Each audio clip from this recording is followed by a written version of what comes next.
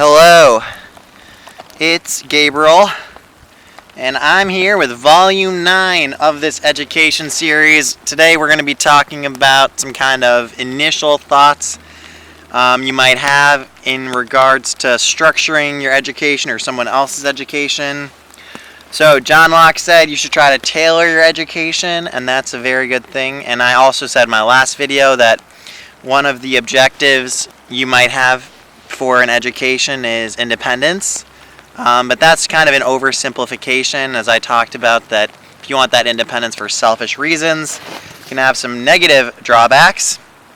So today I'm going to be talking instead about, or I'm going to try to build on that and get into what other things you might want to consider in addition to independence, such as quality of life and maximizing the general welfare, because those are some very important concepts. So yeah, I don't have great lighting here. It's a little bit of a wet night, but nonetheless, we have a fire and we're gonna keep this thing on going. So, most people understand the idea that independence makes life better, but there's obviously a lot of other things that also improve your quality of life, like giving things away. There's this TED Talk where this guy was talking about how Harvard students are often not very happy despite the fact that they have all this wealth around them and they're very intelligent, they have a lot of opportunities. And one of the issues is they don't have the right perspective on their success. So often your perspective shapes a lot of how happy you are, how much you're able to give away can make you happy, how much you can be of service, how much you're thinking of others, and how your social life is structured. Those are all things that can improve your quality of life. So one of the aspects I just talked about as being of service to others, it can be optimized as well to the extent that you maximize the general welfare is the way that most people talk about it. Like in our Constitution, it talks about promoting the general welfare, and that's a pretty common way of stating that you're trying to promote everyone's well-being. So in your educational pursuits, that can look a lot of different ways. But one of the things you might want to be educated in is how other people could make use of resources or time or labor or whatever the different things that you could help provide to them, so that way you can be in a position to improve the quality of life of those around you. So yeah, I would say one of the best things you can educate yourself in is just how people can be happiest, and what people do to make themselves happy, because it's not consistent across the board. Cultural practice varies quite a lot, and yet people can be happy in a variety of places with a variety of means. Especially in poorer countries, people can sometimes be happier than in wealthier countries. So poverty, that independence doesn't always make you happier. And there are independent people who are miserable. So I would say when you're looking at structuring your education, you should want some amount of independence so that you can ideally have some agency over the direction of your life and be able to structure your own time and pursue opportunities for growth that wouldn't otherwise be available to you. But then you also want to have some idea about maybe what things you don't need in order to be happy, and what things might be overkill and making you actually less happy. Like, for example, using a cell phone might be making you more anxious, it could be making you more depressed, and we don't really talk about those things in our technologically advanced society. In fact, education all of a sudden is embracing technology to an extent that we haven't previously. and that could be detrimental actually to students. We don't really talk about that. So I would say it's not, you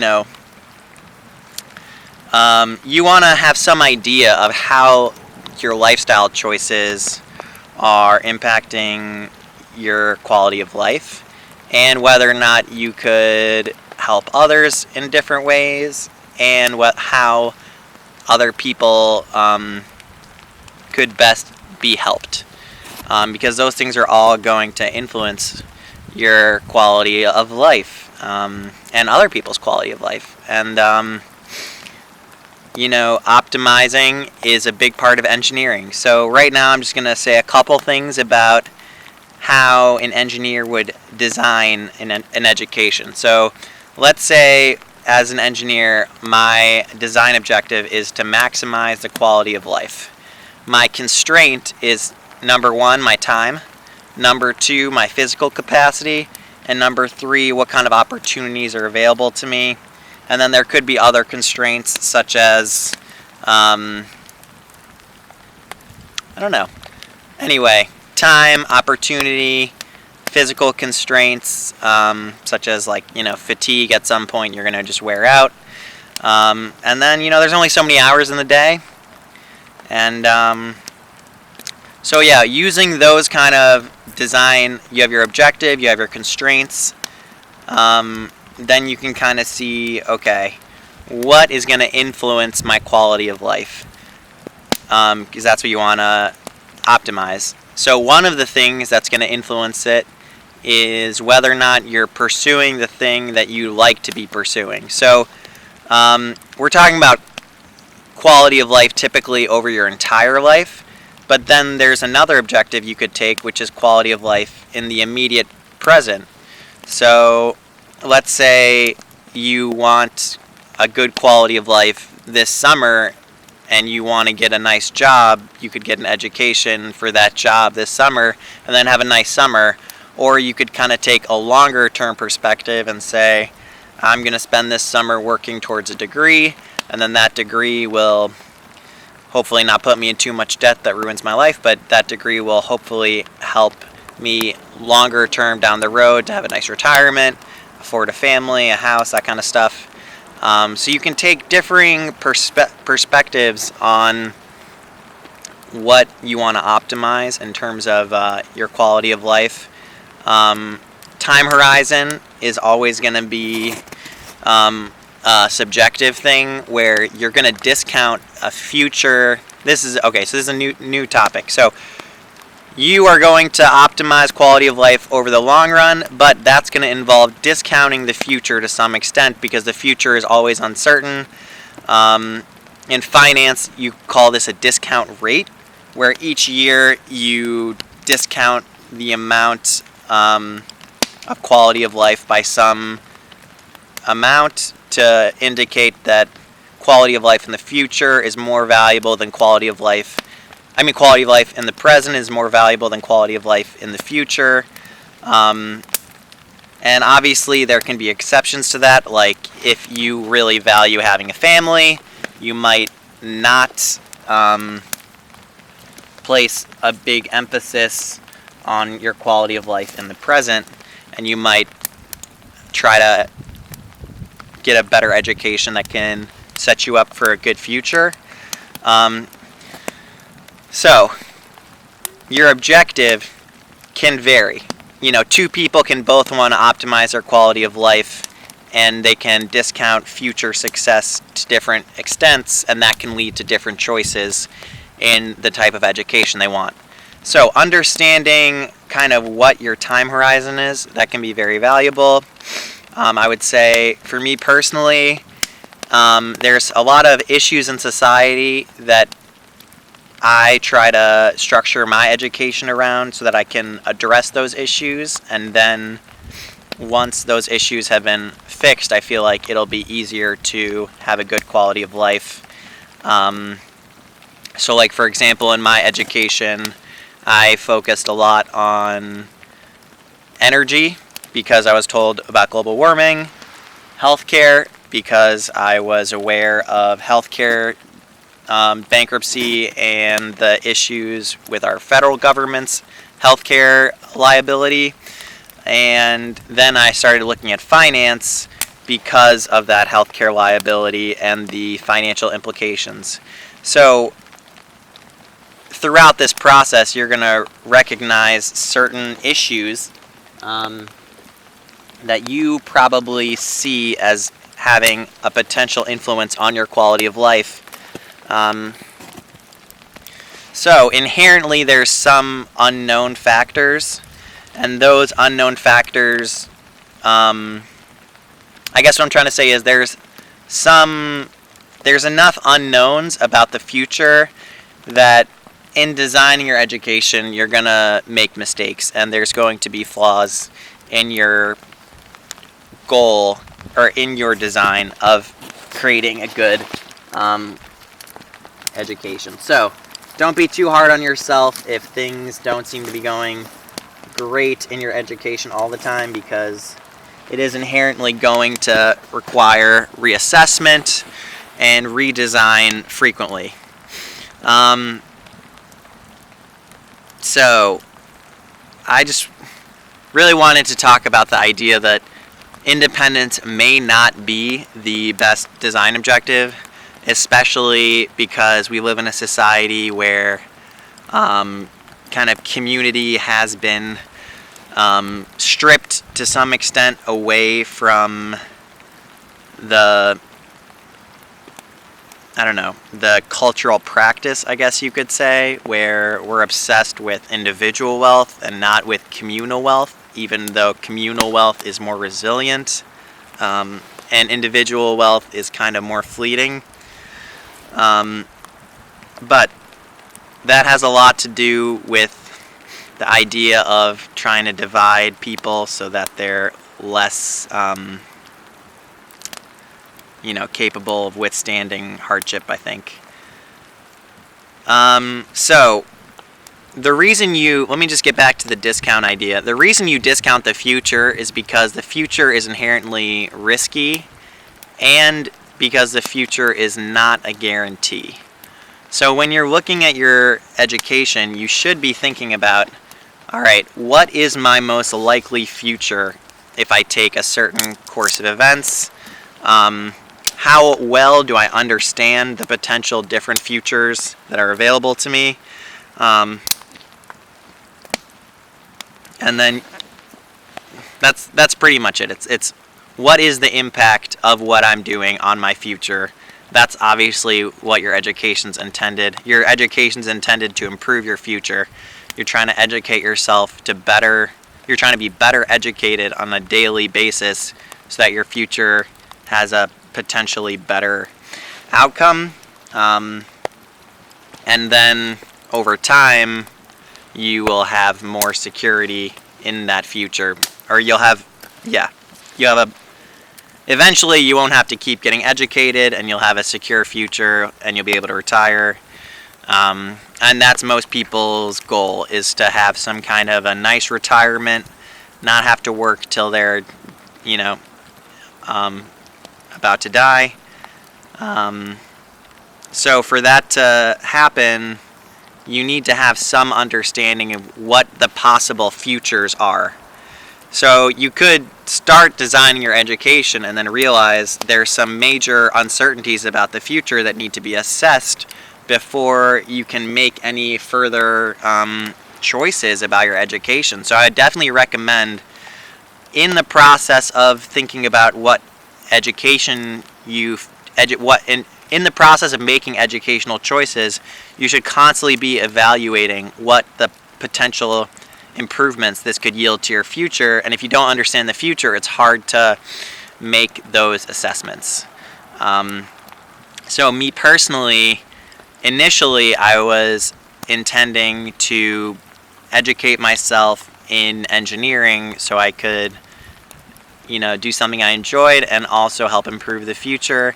And then I quickly realized that the future that I thought would exist if I did that was actually going to be more jeopardized by healthcare than by energy.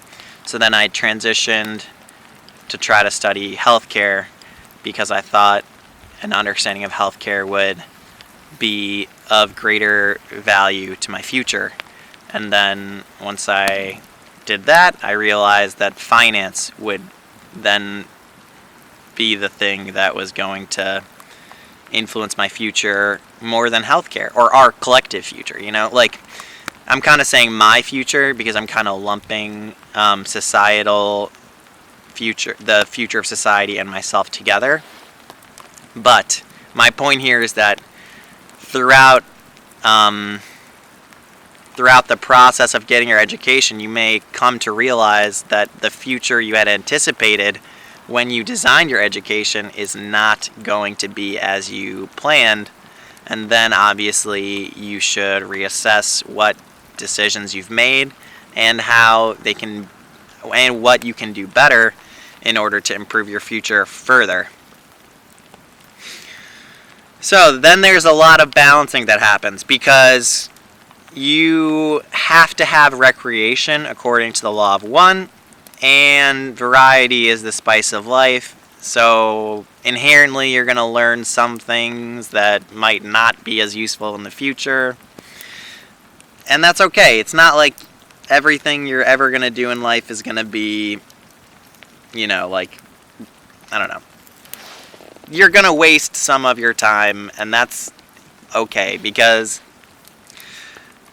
well, there's like a bigger truth here, which is that you're kind of never given random opportunities. So kind of the broader picture of this discussion is you exist in the world, you try to assess educational opportunities, and those opportunities are available kind of on a random basis. But really, depending on who's in your family, you'll have different educational opportunities, and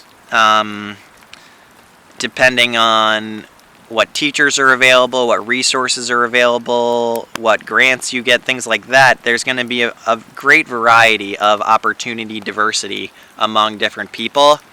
So as much as it might seem like this is such a hard problem to optimize and you're going to have to constantly redesign and all that stuff, God is going to actually limit how much choice is around. And then that limit of choice is going to make it much easier to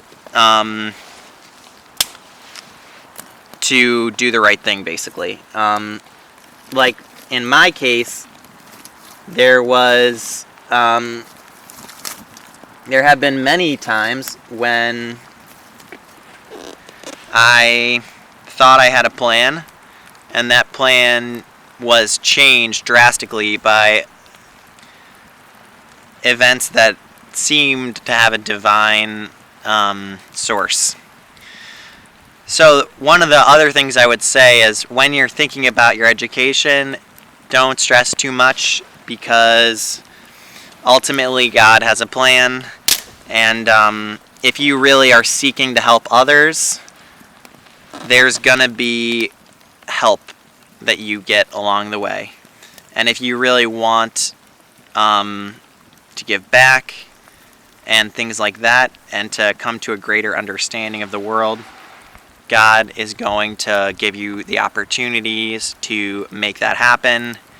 And there's an even crazier truth to this, which is that before you incarnate, before you're born, you come up with a crazy big plan about your entire life, about who you're going to live with, who you're going to be married to, things like that. And then you forget all of that when you're born, and then you live out this life without the kind of certainty that you otherwise would if you had all of that information at your disposal. So it's a little bit more exciting, I guess you could say.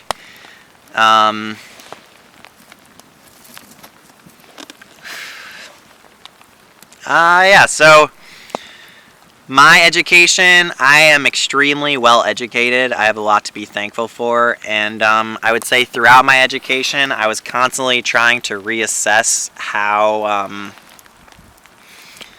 basically how much opportunity I had, and whether or not there was opportunity to gain a competitive advantage in my education, because a lot of the things we're told about education is it's a competitive endeavor, and it's not really, because of all the things I said where opportunities vary so much between people, that it's hard to, it's not really a level playing field, I guess is what I'm trying to say. Because God is inherently going to give some people great opportunities, some people fewer opportunities. Government resources are distributed unequally, and then there's capital gains that accrue to some people more than others. So some families inherently have more wealth, some communities have more funding, and all of those things play a big role in your education and the opportunities you have available to you.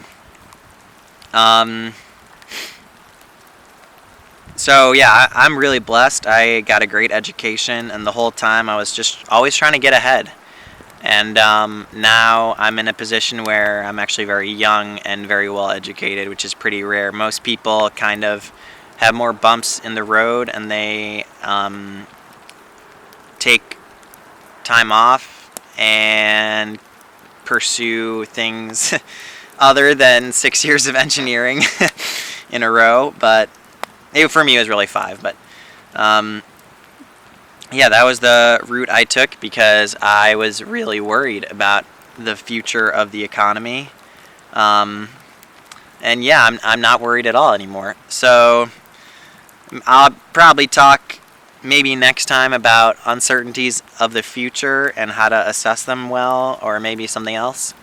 But there's a lot of there's a lot of important things to think about. So I hope that's helpful.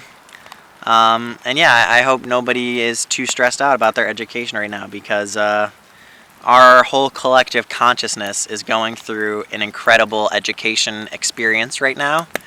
And I would just say, just take it one day at a time. That's all you can really control. Focus on what you can control, which is just how you use your time each day and how well you, and just how much you can learn each day. So, hopefully that's helpful. If it's not, that's all right. Just trying to do my best here. It's just like, anyway, have a good one. I'll see you soon. Wrong side? Am I on the wrong side? No. Am I? Maybe.